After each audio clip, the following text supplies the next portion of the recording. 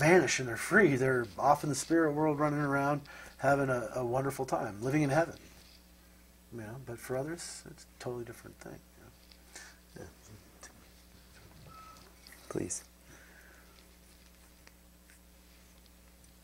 All right, let's get to Carlos Castaneda, because I think anybody who's read any of Carlos Castaneda's books hears that somebody spent some time with him. They're going to be probably interested. So either interested or they're going to be going, yeah, bullshit. I mean, Yeah. How did you meet him? Well, he was hanging around in Florissant, Colorado, and a friend of mine, Dan, worked at one of the restaurants down in Florissant, and he had seen this guy come in before. And he came in and he told me, he's like, man, there's this guy that comes in. Something about him that's really intense, really intense. I'm like, really? He's like, yeah, I don't know who he is, but keeps coming in. And then a couple days later, some guys in suits came in with a picture of him. Going, do you know who this is? Dan's like, nope, never seen him before. Never seen him before, because that's how he is. And off they go. And then a couple days later, he comes in, and Dan goes over and talks to him. Right? And Dan has invited him back to his house. And, all this is going on. I have no really idea of it, other than the first time he told me about him. But he had met him, and started getting to know him a little bit.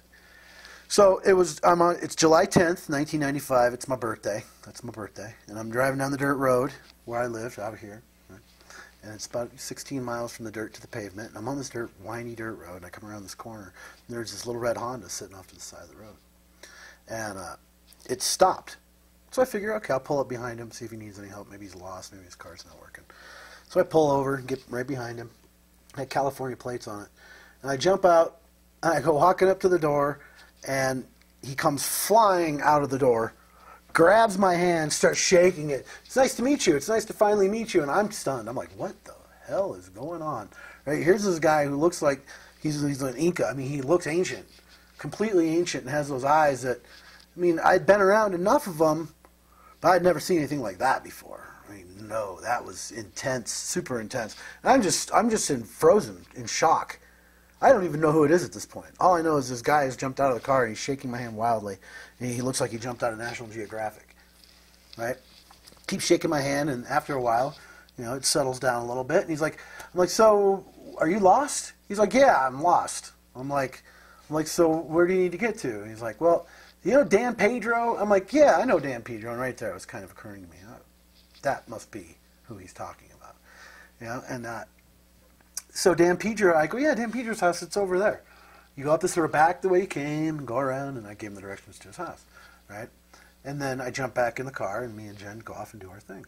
Well, a little bit later in the afternoon, she's like, well, let's go over to Dan's house. So we go over to Dan's, and we're celebrating my birthday and Dan's birthday, because Dan was, born on the 4th of July? I think he was born on the 4th of July, so he was 6 days older than me. We're the same age.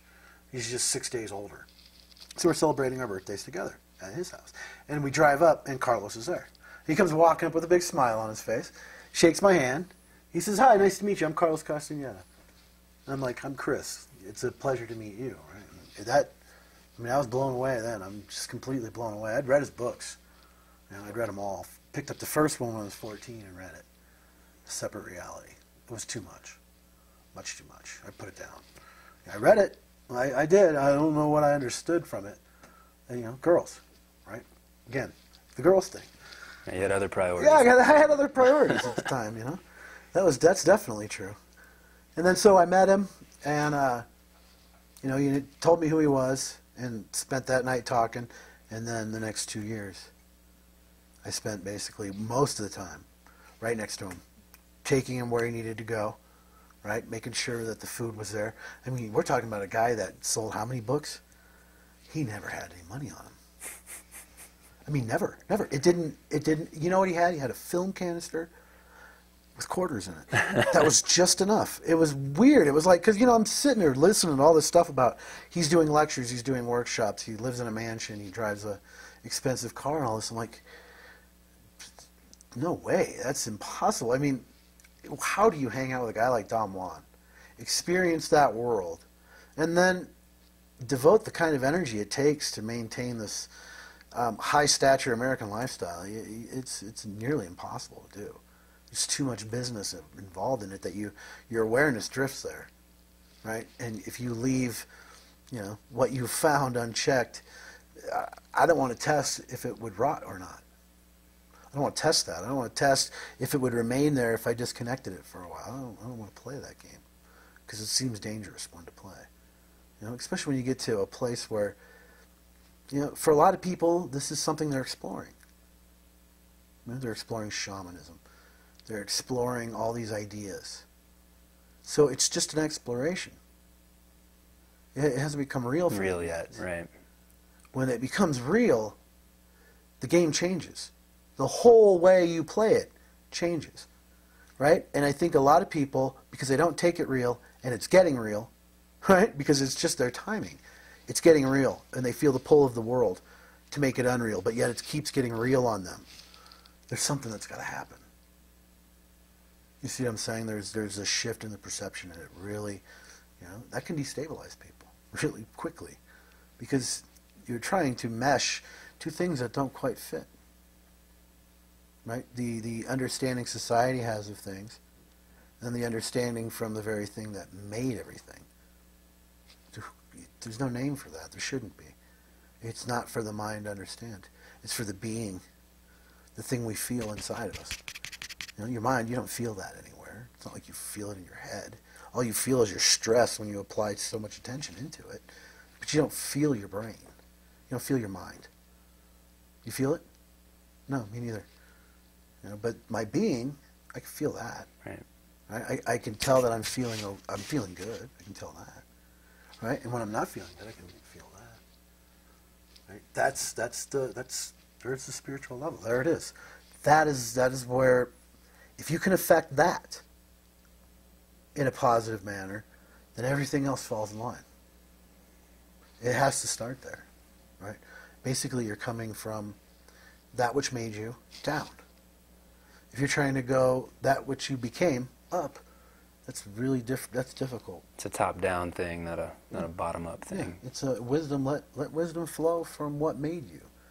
Let it flow down to you and through you. And pay attention to that. There's well-being. There it is. There is spiritual connectedness. There's well-being. There is no problem. But, here's the big thing, the big problem I found. I could have that and then still feel things that I didn't like. So there's an inconsistency there. You felt like a bouncing ball.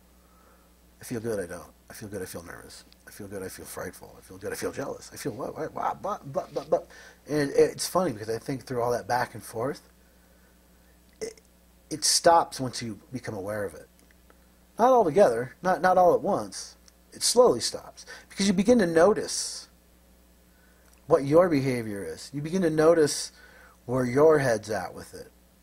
Right? You begin to notice all the limitations you're putting on things when you go back and forth.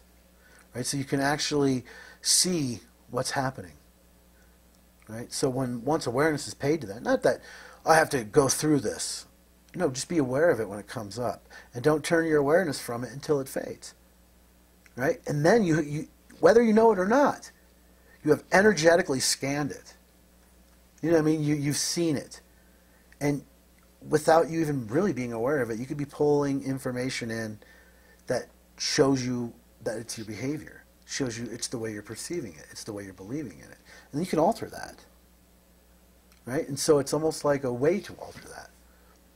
So you can actually be with what's true about yourself.